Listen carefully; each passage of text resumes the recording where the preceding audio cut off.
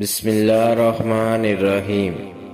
اللہ تعالیٰ نے حضرت آدم علیہ السلام کو بغیر ماں باپ کے مٹی سے پیدا فرمایا ہے۔ آپ کی پیدائش کا واقعہ کچھ یوں ہے کہ اللہ تعالیٰ نے حضرت جبرائیل علیہ السلام کو حکم ارشاد فرمایا کہ زمین سے ایک مٹھی مٹی اٹھا کر لاؤ۔ حضرت جبرائیل علیہ السلام نے زمین سے مٹی اٹھانی چاہی تو زمین نے اس کا سبب پوچھا۔ آپ نے سارا واقعہ بیان کیا۔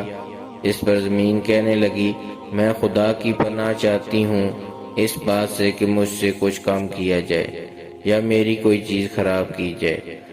حضرت جبرائیل علیہ السلام مٹی لیے بغیر واپس لوٹ آئے اور عرض کی، اے میرے رب، زمین نے تیری پناہ مانگی تو میں تیرے نام پاک اور تیری عزت کا ادب کرتے ہوئے واپس آ گیا اور اسے پناہ دے دی۔ پھر اللہ تعالیٰ نے حضرت میکائیل علیہ السلام کو بھیجا تو انہوں نے بھی اسے پناہ دے دی اور بارگاہ الہی میں وہی عرض کی جو حضرت جبرائیل علیہ السلام نے کی تھی۔ پھر اللہ تعالیٰ نے حضرت اسرافیل علیہ السلام کو بھیجا تو وہ بھی اسی طرح واپس آ گئے۔ پھر حضرت عزرائیل علیہ السلام کو بھیجا۔ جب زمین نے ان سے پناہ مانگی تو انہوں نے فرمایا، میں اس بات سے اللہ تعالیٰ کی پناہ مانگتا ہوں کہ اس کے حکم پر عمل کیے بغیر واپس چلا جاؤں۔ چنانچہ انہوں نے زمین سے مٹی لے لی تو اللہ تعالیٰ نے روح قبض کرنے کا کام بھی انہی کے ذمہ لگایا کہ تم نے ہی اس مٹی کو زمین سے الگ کیا ہے، تم ہی اس کو ملانا، اور ان کا نام ملک الموت یعنی موت کا فرشتہ رکھا گیا۔ حضرت عبداللہ بن عباس رضی اللہ عنہما نے ارشاد فرمایا، بے شک اللہ پاک نے آدم کو جمعہ کے دن عصر کے بعد پیدا فرمایا اور آپ کو عدیم الارض یعنی زہری زمین کی ایک مٹھی مٹی سے پیدا فرمایا، اس لیے آپ کو آدم کہتے ہیں اور آپ کی اولاد کو آدمی یعنی آدم والا کہتے ہیں۔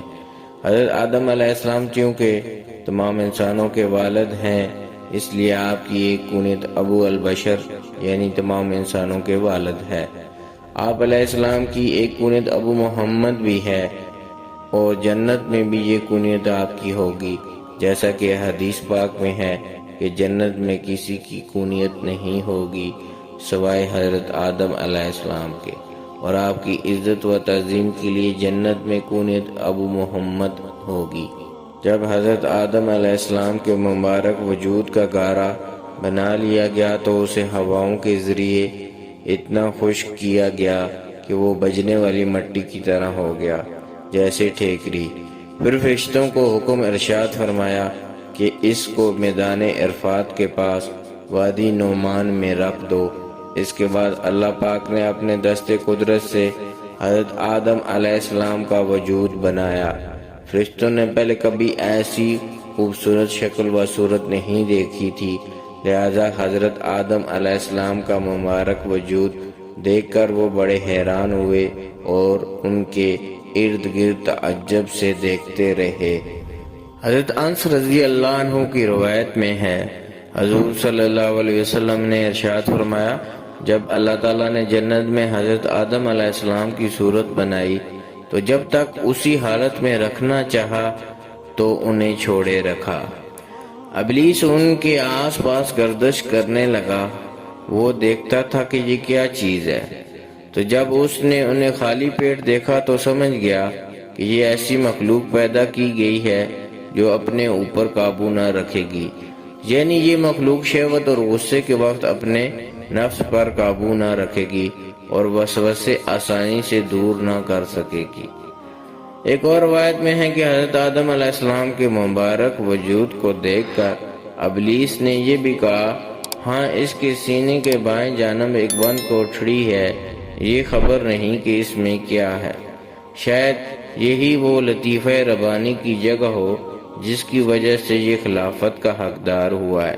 ابلیس نے فرشتوں سے پوچھا، اگر اسے یعنی حضرت آدم علیہ السلام کو تم سے افضل بنایا گیا تو تم کیا کرو گے؟ انہوں نے کہا، ہم اللہ پاک کا حکم مانیں گے۔ بدبخت شیطان اپنے دل میں کہنے لگا، اگر اسے مجھ سے افضل بنایا گیا تو میں اس کے تابع نہیں رہوں گا۔ اللہ پاک نے جب روح کو حضرت آدم علیہ السلام کے جسم میں داخل ہونے کا حکم ارشاد فرمایا تو روح نے عرض کیا، یا اللہ پاک یہ جگہ نہایت گہری اور اندھیری ہے۔